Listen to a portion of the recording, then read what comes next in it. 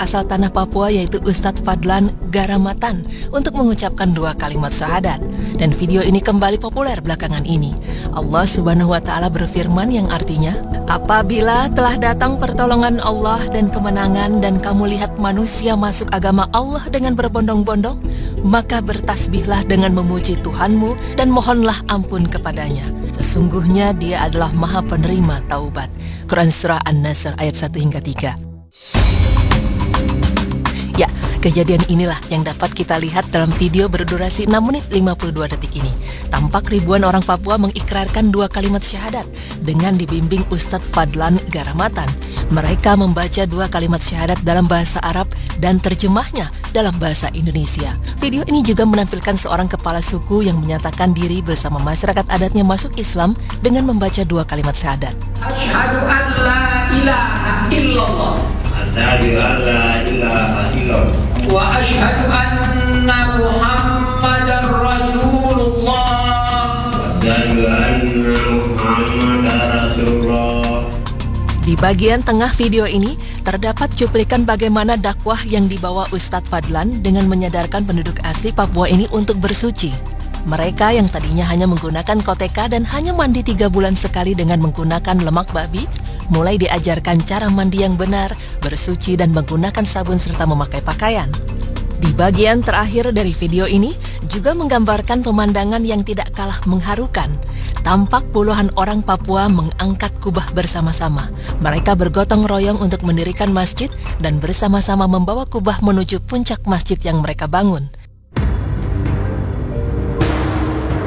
Dalam sebuah ceramahnya, Ustadz Fadlan menceritakan kisahnya bahwa seusai mengumpulkan ribuan anggota suku tersebut, Ustadz Fadlan dan tim da'inya mempraktekkan sholat di atas panggung yang telah mereka buat. Begitu sholat dimulai, warga suku yang sudah mandi maupun yang belum mandi berdiri dan berputar mengelilingi panggung tempat sholat tersebut. Usai sholat, kepala suku langsung loncat ke atas panggung dan bertanya kepada Ustadz Fadlan, apa yang baru saja dia lakukan bersama tim da'inya.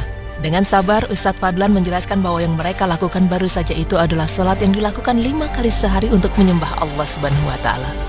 Begitu mendengar penjelasan tersebut, kepala suku meminta Ustadz Fadlan dan timnya turun dari panggung. Kemudian kepala suku besar naik ke atas panggung bersama 6 kepala suku lainnya untuk melakukan rapat adat membahas kehadiran Ustadz Fadlan.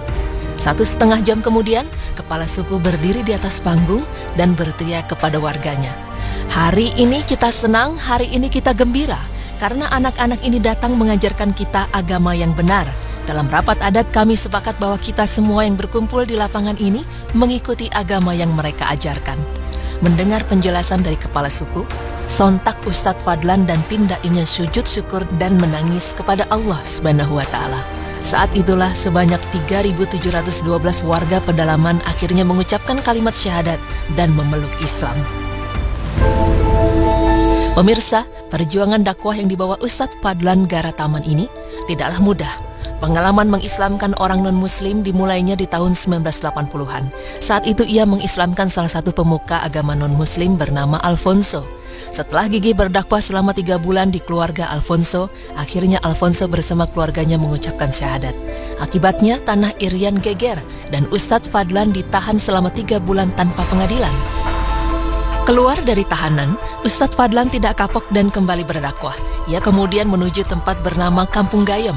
Baru sampai di tempat tersebut, kepala suku langsung melempar tombak beracun ke salah satu kaki Ustadz Fadlan dan tepat mengenai betisnya. Ia pun harus masuk rumah sakit selama beberapa minggu. Setelah sembuh, ia kembali datang ke Kampung Gayem lagi hingga akhirnya kepala suku yang menombak kakinya masuk Islam.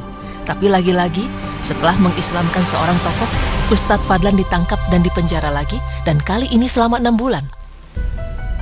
Kisah dakwah Ustadz Fadlan yang fenomenal adalah saat 3.712 anggota suku di Irian berhasil diislamkan dan mengucap kalimat syahadat dengan metode bersuci dan mandi menggunakan sabun yang ia terapkan.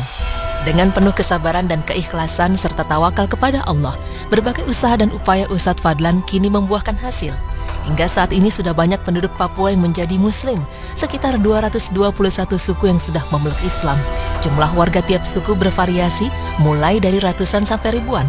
Jika dipukul rata tiap suku 1.000 orang, Maka kerja keras Ustadz Fadlan sudah mengislamkan hampir 220.000 orang Papua pedalaman. Bahkan karena kerja keras dakwah dengan mengajarkan masyarakat Papua mandi dan memakai sabun, Ustadz Fadlan Garataman juga dikenal dengan sebutan Ustadz Sabun. Namun Ustadz Fadlan ini menganggap rintangan-rintangan yang ia dapatkan selama ini itu belum seberapa dibandingkan perjuangan Rasulullah SAW. Beliau bahkan diusir dari negerinya Mekah karena ketidaksukaan penduduknya menerima dakwah Rasul. Walaupun begitu Rasulullah SAW tetap sabar menghadapinya. Masya Allah.